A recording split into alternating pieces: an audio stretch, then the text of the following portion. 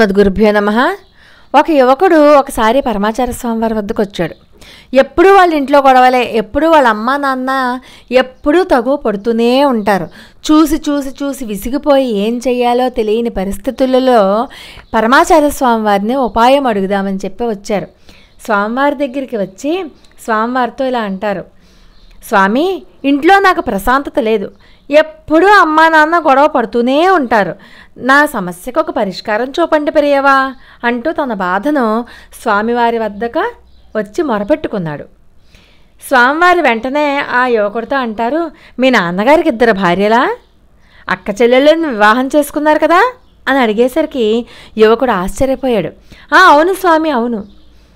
వెంటనే స్వామివారు అన్నారు, మొదటి భార్యకు సంతానం కలగకపోతే ఆమె చెల్లెల్ని వివాహం చేసుకున్నాడా మీ నాన్న అని అడిగారు. అప్పుడు యువకునితో పాటు శ్రీమఠం సిబ్బంది కూడా ఆశ్చర్యంతో అలా ఉండిపోయారు. ఆ రోజుల్లో భార్యకు సంతానం కలగకపోతే ఆమె చెల్లెల్ని వివాహం చేసుకునేవారు. ఎప్పుడైతే చెల్లిని వివాహం చేసుకుంటారో వివాహం అయ్యాక పెద్ద భార్యకు సంతానం కలుగుతుంది. ఆ రోజుల్లో అలా జరుగుతూ ఉండేదన్నమాట. ఇంకా చిన్న భార్యకు సంతానం కలగదు. అంటే పెద్ద భార్యకు సంతానం కలగాలి అంటే ఇంకొక వివాహం చేసుకుని తీరాలి అనే ఒక కట్టుబాటు ఉండేదన్నమాట. ఎప్పుడైతే చిన్న భార్యకు సంతానం కలగదో అప్పుడు గొడవలు మొదలవుతాయి. వెంటనే ఆ యువకుడు అన్నాడు, అవును పెరియవా, మీరు చెప్పింది అక్షర సత్యం, అంతా సత్యమే చెప్పారు పెరియవా, దయతో పరిష్కారం కూడా మీరే సెలవియ్యండి అంటూ వేడుకున్నాడు.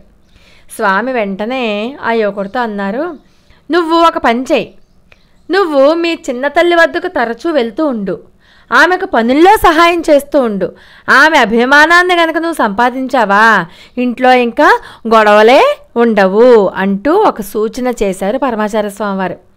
యువకుడు స్వామి సూచించిన ఉపాయంతో తన సమస్యను పరిష్కరించుకోవడమే కాకుండా హాయిగా ఇంటిల్లిపాదే సుఖ సంతోషాలతో ఉండడం మొదలుపెట్టారు. స్వామివారిలో ఒక గొప్ప మానసిక వైద్యుడు మనకిక్కడ కనిపిస్తారు. ఒక సాధారణ సన్యాసి సూచించలేని సాంసారికమైనటువంటి సమస్యకు పరిష్కారాన్ని సూచించగలిగారంటే ఎవరు వారు? ఆయన సాక్షాత్తు పరమశివ అవతారమైనటువంటి ఆదిశంకరులు కాక ఇంకెవరు?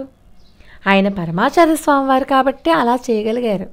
అపార కరుణా సింధుం జ్ఞానదం శాంతరూపిణం శ్రీ చంద్రశేఖర గురుం ప్రణమామి ముదాన్వహం. లోకా సమస్త సుఖినో భవంతు. మరొక అద్భుతమైన వీడియోతో మళ్ళీ కలుసుకుందాం. అంతవరకు నమస్కారం.